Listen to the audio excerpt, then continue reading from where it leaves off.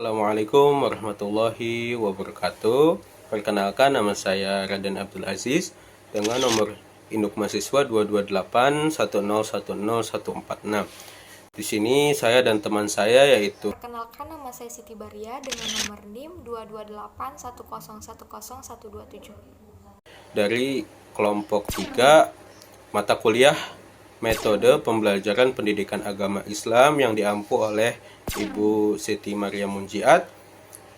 Di sini kami akan menyampaikan materi dengan judul Proses Belajar Mengajar Pendidikan Agama Islam, di mana saya akan menyampaikan, kemudian teman saya juga akan menyampaikan. Jadi simak baik-baik videonya, semoga bermanfaat.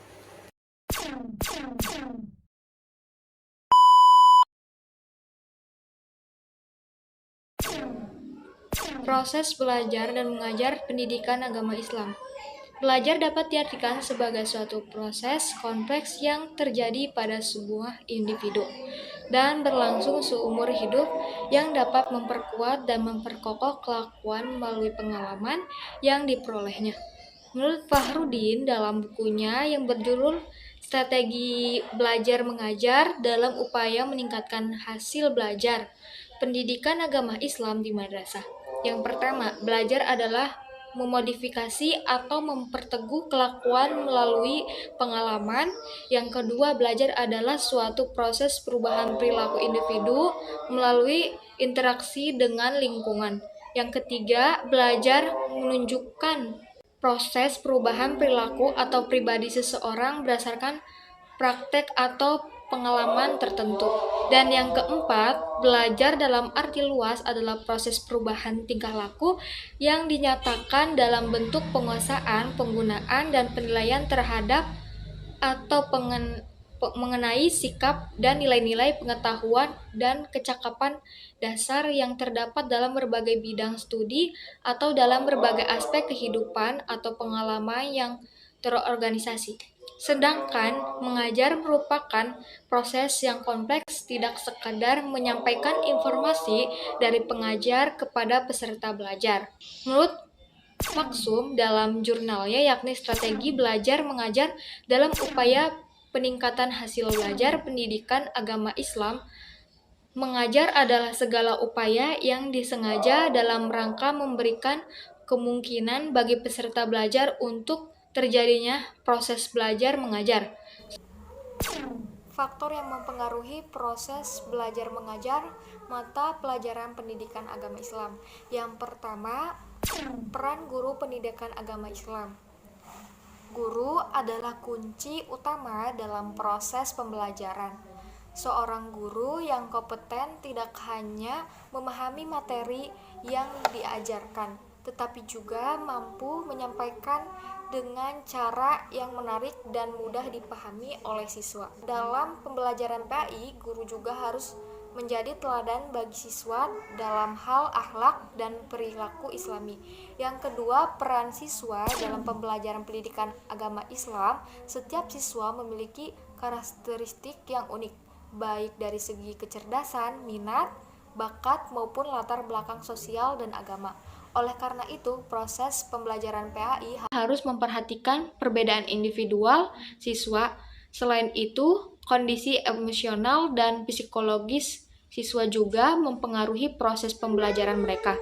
Siswa yang merasa termotivasi dan tertarik dengan materi pembelajaran akan lebih aktif dalam belajar.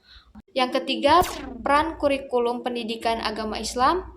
Kurikulum PAI yang dirancang dengan baik memberikan arah yang jelas bagi guru dalam menyusun rencana pembelajaran. Dengan kurikulum yang terstruktur, proses pembelajaran menjadi lebih terarah dan sistematis.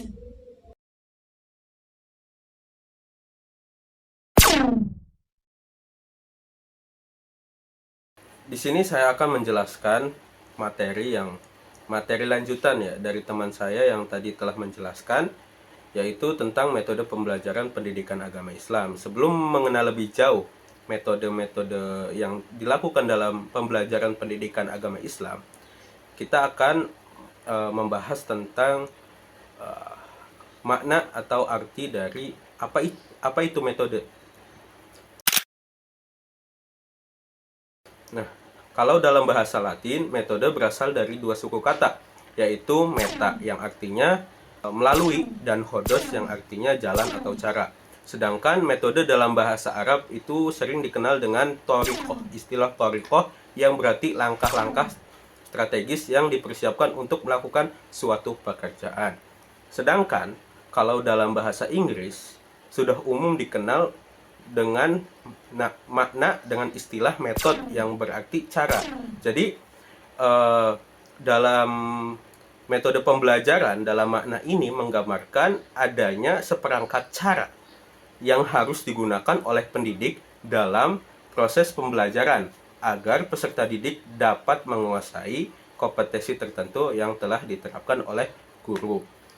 Nah, maknanya dalam hal ini, dalam kegiatan mengajar, makin tepat metode yang digunakan, maka makin efektif dan efisien kegiatan belajar mengajar yang dilakukan antara guru dan peserta didik. Nah, dalam konteks pendidikan agama Islam tersendiri, itu sudah ada beberapa metode yang kerap digunakan. Yang pertama adalah metode ceramah. Nah, metode ceramah ini menjadi metode yang paling umum digunakan dalam pembelajaran pendidikan agama Islam atau PAI, dan metode ini juga memudahkan guru untuk menyampaikan banyak informasi dalam waktu yang singkat. Jadi, metode ceramah itu di mana para guru atau pengajar ini full menyampaikan bahan ajar atau materi yang sedang dipelajari.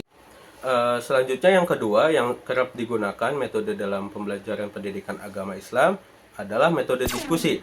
Metode diskusi merupakan strategi yang juga sangat efektif dalam pembelajaran pendidikan agama Islam, terutama dalam mengajarkan nilai-nilai moral dan sosial. Dalam diskusi, siswa dapat berbagi pandangan, saling berdiskusi, dan belajar untuk menghargai pendapat orang lain. Nah, yang selanjutnya yang ketiga, metode demonstrasi. Nah, dalam demonstrasi itu kan metode pembelajaran yang menuntut adanya pengamatan langsung dari siswa terhadap apa yang diajarkan oleh guru. Dalam PAI sendiri, metode ini sangat bermanfaat. Sangat bermanfaat ketika apa? Ketika mengajarkan praktik-praktik ibadah, kayak sholat, wudhu, haji, dan lain-lainnya. Jadi sehingga sangat penting untuk dilakukannya demonstrasi agar murid itu atau siswa itu bisa praktek secara langsung dan mengetahui secara kejadian itu seperti apa dalam praktik materi yang disampaikan oleh guru. Nah, yang selanjutnya yang keempat yaitu metode tanya jawab. Nah, metode tanya jawab ini merupakan salah satu cara untuk mendorong interaksi antara guru dan siswa. Dalam pembelajaran pendidikan agama Islam atau PAI, metode ini sangat efektif untuk mengukur pemahaman siswa terhadap materi yang diajarkan dengan memberikan pertanyaan-pertanyaan yang relevan. Jadi guru itu mengetahui sejauh mana siswa telah memahami ajaran agama, dan guru dapat memberikan penjelasan lebih lanjut jika terdapat kekurangan atau kekeliruan dalam proses metode tanya jawab. Nah, yang kelima, yang terakhir, yang kerap digunakan, metode yang kerap digunakan dalam pembelajaran pendidikan agama Islam atau PAI, yaitu metode problem solving. Jadi, metode problem solving ini melibatkan siswa dalam proses pemecahan masalah yang berkaitan dengan kehidupan sehari-hari. Nah, dalam pembelajaran PAI, metode ini bisa digunakan untuk membahas isu-isu kontemporer yang dihadapi oleh umat Islam seperti permasalahan lingkungan, sosial, atau politik, dan bagaimana nilai-nilai Islam itu dapat diterapkan untuk menyelesaikan masalah-masalah yang terjadi dalam kehidupan sehari-hari tentang agama Islam atau tentang hal-hal yang bersangkut paut dalam pendidikan. Mungkin segitu saja materi yang saya dapat sampaikan. Kurang lebihnya mohon maaf. Wassalamualaikum warahmatullahi wabarakatuh.